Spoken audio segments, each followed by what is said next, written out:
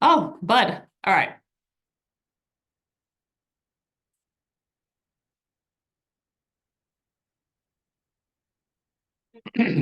Oh, hi, Bud. Hello. Can you hear us? Yes. Okay, go ahead. Okay.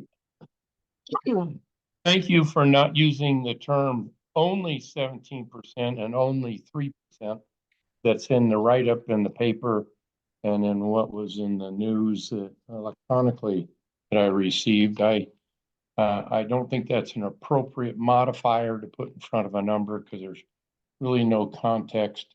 So I congratulate you on not continuing to repeat that, and please don't say it again. Okay, we'll go ahead and change that. What do you have any Um, questions or feedback? yes, and well, also on the write-up, it says it won't increase the tax rate. I think that's playing with words because the 3% was a one-time surplus assessment that we agreed 2 years ago and would drop off. I think if you maintain it, that is a tax. That's what I think you're playing with words a little bit. Okay. Um, what I'm interested in also is what is the projected impact on all these new residences that are being built? Uh, parcel A, B, C, the Carmel homes, that's obviously going to increase the amount of property tax revenue that the district receives over time. And some of those houses are going to be in place very soon down in the hole where they're putting all that dirt. Those houses are not, those lots aren't going to sit empty long. So there's a balance there. Do we project significant increase in capital costs associated with the new residents? Because we know we're going to get a bunch of money from it. Great question. So we have included all of those projected revenues into our revenue forecasting for operations. So we have we've mimicked the developer's schedule for when all of those houses are done, and we've also mimicked their valuations. So there will be some adjustments to that once we get a little bit farther along, but we have included all of that into our financial forecasting. Not only the revenues coming in, but the expenditures to maintain the public areas that are going to be deeded to the district as part of that inclusion agreement, which includes 2 smaller neighborhood parks, and the trail system and all of the amenities that go with it. So you're correct, there are new property taxes coming in, but there are expenditures that the district will have to maintain those amenities. But some of those expenditures are non-capital. If the builder is putting in a place, the park and the trails, that's an expense item, which I assume is part of the analysis that says we can sustain the expense and maintenance items. It's a capital cost. Do we see significant capital costs associated with the new residents? Not within the first 10 years, because obviously it will all be new, but very similar to what Ken-Caryl Ranch as an entire community is experiencing now. Is we are a mature community, so things just constantly need to be maintained and need to be replaced. So you're right that a bulk of the costs will be, for the first 10 years anyways, will be focused on maintenance, but we will be working, and we have worked in all of those replacement costs into our capital plan, which goes out to the year 2050. So things like a playground replacement on the new parcel A, that's worked into our capital plan. We have all of that included in there. When you had the chart with the multiple lines that went out about 10 years, then that took into account that these new facilities we're getting really didn't need much capital attention in that period Correct. of time. Correct. I think I've used my 2 minutes. Thank you. Feel free to check back in, or if you have any other comments, throw it into the chat. We'd be happy to answer them. All right, thank you. All right, Brad. Hey, Tracy. How are you? I'm good. How are you? Thank you. Good. Thanks for putting this together and really nice work on the presentation. This is very informational. I think 2 big questions that I have. So if I'm reading this right, you've got a 275K surplus right now that we're dedicating to capital based on the numbers that you showed. So my first question is based on that, like, can you walk me through the math that you guys used on that graph that shows us going into the red a little bit over the 10 years and just what's baked into that capital? Yeah, let me share that again really quick. Because I think that might help the conversation too. Sure. Okay. All right. So here's that. How we got to actually starting incurring a loss or a negative within that capital reserve. So remember back to our continuous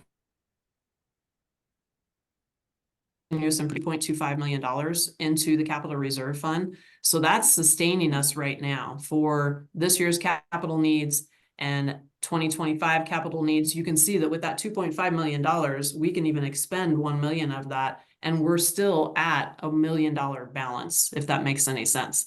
Then we can continue to do that to 26, but it's when we get to 27 and 28 that we can't do that any longer.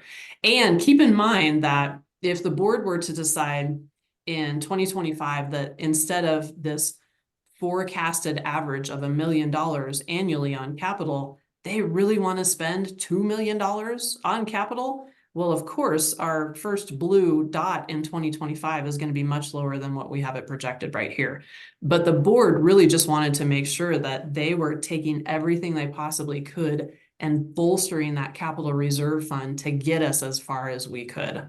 Does that make sense? It does. So basically you have a 2.5-year runway. Over that 2.5 years, you're going to accrue, let's call it another $2 million thereabouts. Right? Because another $500,000. Yes. Is that right? 250 a year? Yes. Yep. Gotcha. Okay, so that makes a lot more sense now. Okay, good. And then my second question is obviously as costs are incurring and as Bud mentioned, you have a whole bunch of new residents coming in here. Are we thinking that capital expenditure of $1 million a year is going to remain flat? Is that going to go up? Is that going to go down? Like, what's in the 5-year plan? Yeah, gosh, that's a great question. Victoria, would you mind pulling up just the capital reserve plan really quickly? Or Lauren, if one of you guys would pull that up. And I think what we can do is we can rattle off a couple of those projects that we have in there. I don't have that at my disposal. No, you're good. I'm gonna look that up real quick. Yeah, I'm just assuming that this is operating on a $1 million a year flat, right? That's Yeah. kind of what this is showing here. Yep. It's $1 million because what we didn't want to do is we didn't want to say, gosh, this year we have 2.5 and this year I have 750 and then we go 970. And we thought it over a 10-year period, we're really looking at $10 million worth of projects.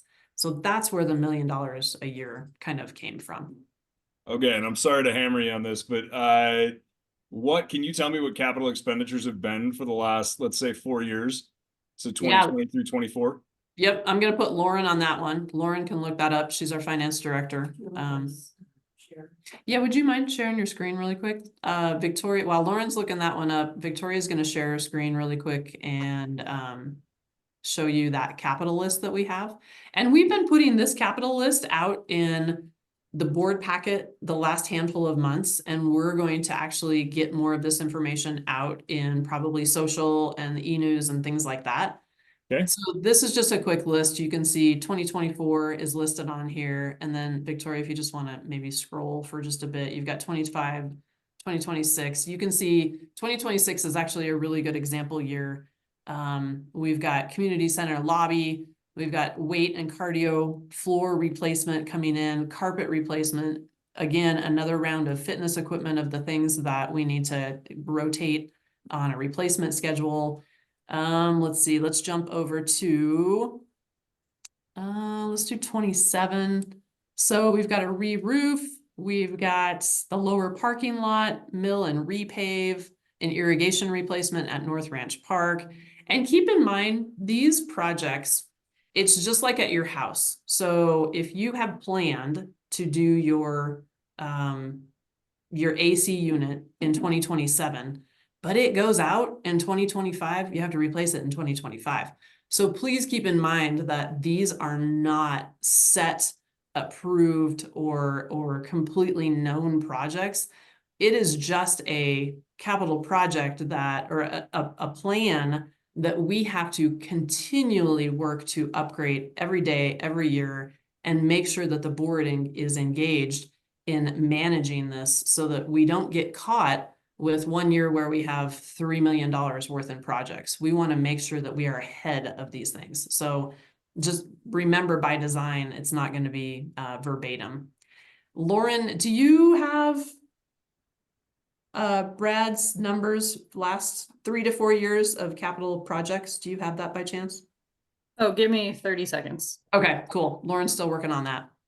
Holler when you have it ready, and then we'll just come back to you.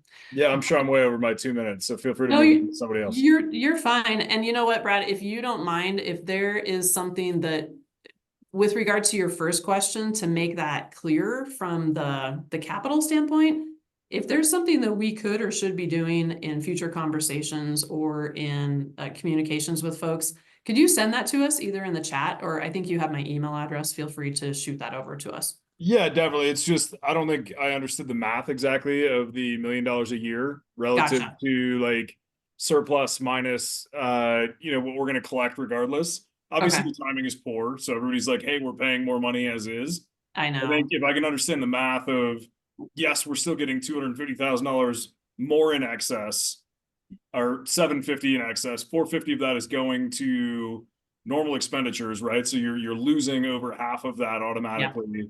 Yeah. So really the net gain is 250, but we have a, budget of $1 million. Yep. Here's the deficit that we're trying to make up.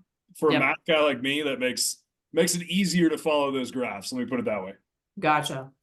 Okay, we'll take a stab at maybe talking through that, and maybe I could run it by you and see what you think. Yeah, by all means. The other thing, I promise not to be on a soapbox. I always have to apologize to people in advance. So property taxes in general, I would really ask that all of you pay attention to what's going on the news and what's going on down at the Capitol. So just yesterday, Senate Bill 233 was dropped, and it has to do with property taxes. We all know that the legislator has been trying to deal with this ever since Gallagher was essentially repealed back in 2020. So it is another kind of late in the legislative session. They close tomorrow at midnight. And it's supposed to help alleviate burden on property tax payers, which I'm one as well. Everyone is for. There is no argument regarding that. I think where the issue is that this now impacts future operating collections for us, because they're talking about potentially a slightly higher RAR, but lower valuations. And it's almost like you have almost competing impacts to what will be our future property tax collections. So it's so Did you bake that into this? Because I saw that you guys said like including legislative action. So I took that as you guys had already baked this bill in. Just for 2024. So Okay. we didn't know really until like yesterday, and today we've been combing through it. We had no idea what was going to be dropped in this bill. It just, we haven't been getting any of that information. So tomorrow, So on the property tax next side, you guys could lose, I don't know, 0.001% or whatever it is. I'm not even going to say at this point in time until we start running some models, just because Fair. of those competing kind of weird things. Yeah. So you have, when you pull down one and you put up the other, it's what you just don't know what the impacts are going to be. So we have to take some time to really go through those models and see where the impact will be. That will be a component of the May board meeting. So I would encourage all of you who want to follow this process through, either jump online and listen into that meeting, or we do recordings for those meetings as well. You can always catch up after the fact, but we'll try to make sure and get everyone up to speed about what the impacts on that are going to be. And Lauren, looks like you're ready. I do. Yeah, I have the last 3 years of the capital outlay. So as far as budget for 2024, we budgeted 1.4 million. We are just sitting at about 200,000 so far year to date. 2023 actual came in just under 1 million, so 963,000 that hit the capital reserve fund. And then 2022 actual was 643,000 that we spent in capital. Okay, great. Thank you.